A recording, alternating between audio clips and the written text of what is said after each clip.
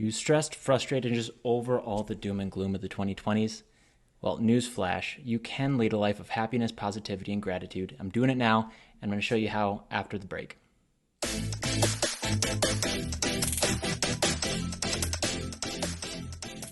Hey guys, welcome back. If you're new to the channel, thanks for stopping by.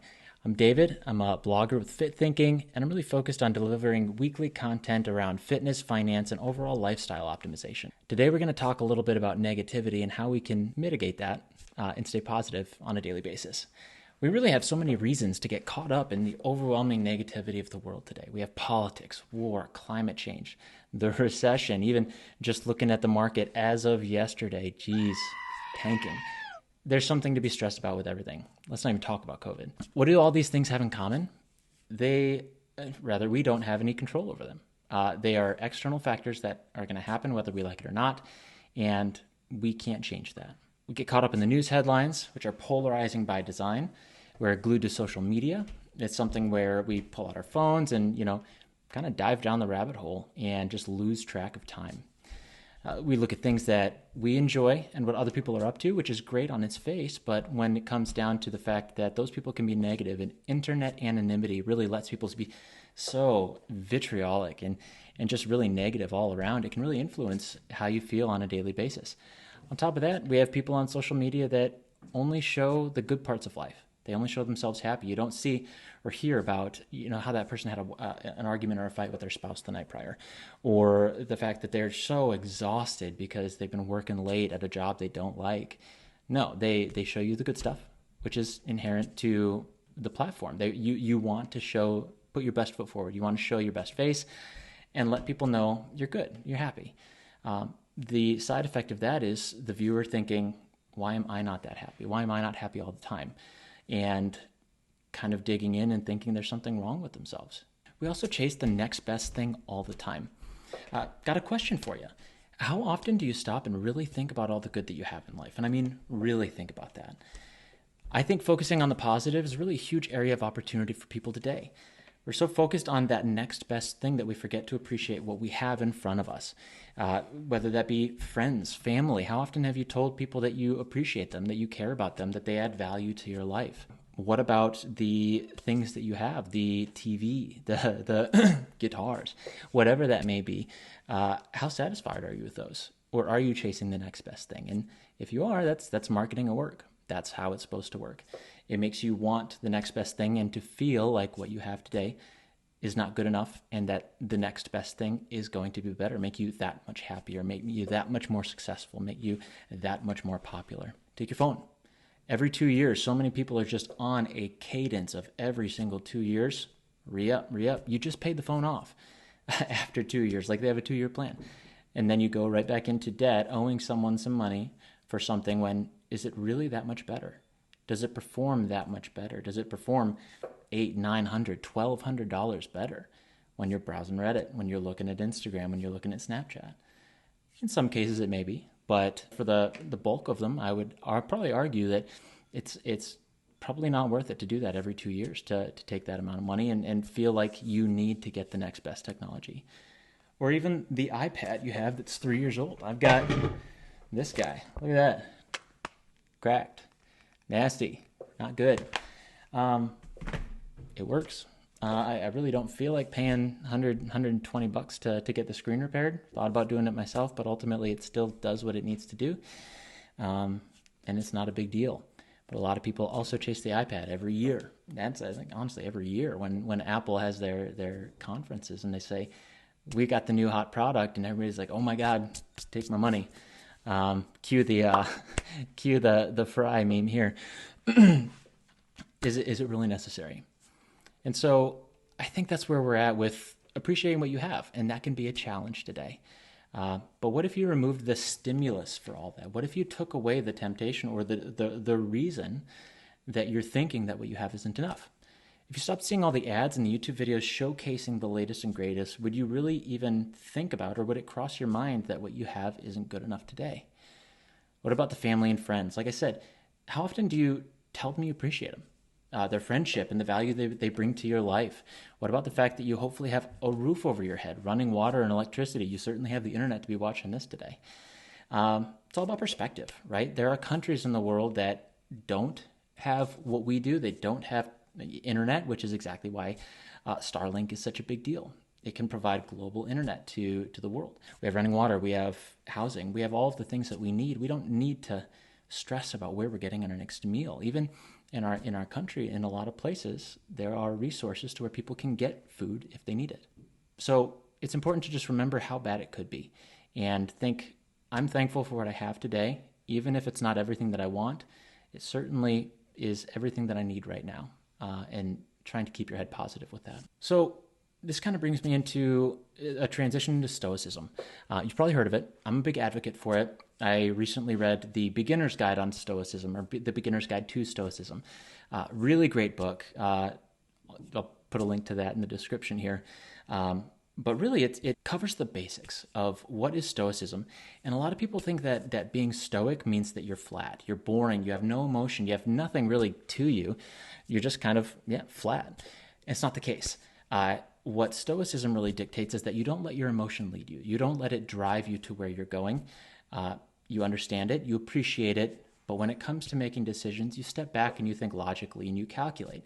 And you move forward with the way that you want to instead of reacting impulsively based on emotion.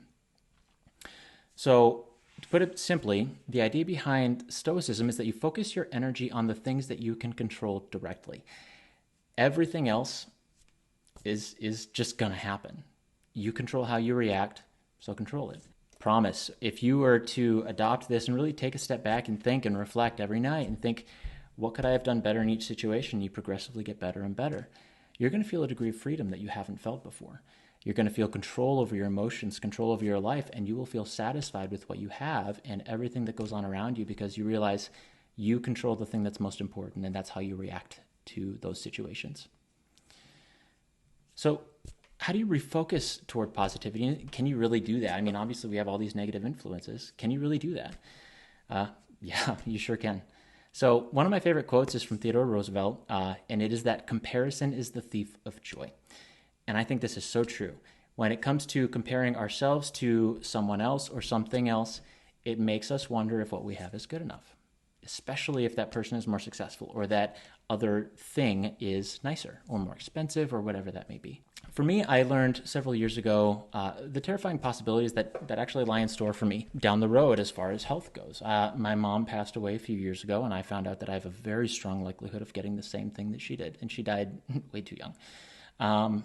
And so it really kind of caused me to confront my mortality a lot earlier than I think I should have had to. And I took that, instead of being down and instead of being sad and feeling bad for myself, I decided that I wanted to focus on the positive people, things, and opportunities that I have in my life right now. I started by buying a journal, and I started writing 3 things that I was thankful for every single day for 2 years. 2 years straight, never missed a day. And I challenged myself to have as few repeats as possible, just to make sure that my focus was on intentionality and making sure that I was pushing myself to think of something new to be thankful for every day instead of phoning it in. A big part of this was writing at least one of those 3 entries toward my wife every single day. Marriage is a challenge, and anybody that says that it isn't is either lying or they're not married. I'm going to die on that hill. It's a challenge. But focusing on that gratitude really helps you to appreciate the value that your spouse brings, regardless of how you feel that day, and how they make your life better. And it's really helped me to stay focused on us. So the good news is that after that much journaling, it hasn't been as necessary for me anymore. I still periodically journal. My wife actually got me a journal for my daughter now. She's, a toddler, and now every single week I instead journal what we did for the prior week. And I can't wait to have that when she turns 18 or when she graduates college or whatever, when she gets married, whatever that may be, and to give that to her and give her these journals of me documenting every week of her childhood. And that helps me to stay focused on all of the value that she brings to my life. But for 2 years, I went ahead and wrote down 3 things I was thankful for. And after doing it for so regularly, I kind of rewired my mind to focus on that positivity and gratitude all the time. It's not a challenge for me more. And whenever something bad happens, I honestly just kind of shrug it off. It might hit me at first. I try to take a step back and embrace that stoic mentality and just move on. It happened. It's in the past. What can we do for going forward to avoid it? And then just continue living and be happy. So I also now regularly tell my wife that I appreciate her, what she does for me and what she does for our family, and how good of a mom she is, how good of a spouse she is, and that I wouldn't be the same without her. I tell my friends that I appreciate their friendship and their time, and I also make an effort to just stop and be more often. I try to focus on living in the moment and enjoying it instead of being distracted by so many things, and that's a whole different topic, is the importance of boredom and how when we're not bored, we're not inspired. We may have ideas from other things, but we don't have real inspiration and drive to do things because we had that shower thought moment. And so having that opportunity to just let your mind wander and think is just so valuable, and you can really appreciate everything around you. It lets me stay focused on what's important. I also cut out the news entirely, and this is going to be probably a pretty divisive topic. But there are only 2 days every 4 years that I really need to be informed of anything that's going on in the news. And otherwise, I don't. All that can do is really push me towards negativity or stress or panic, the events of which I don't have control over. So all that can really do is push me towards stress. And I don't have control over any of those events. So why burden myself mentally with thinking about those when ultimately they don't affect me? I can't impact change with those if it's not one of those 2 days every 4 years.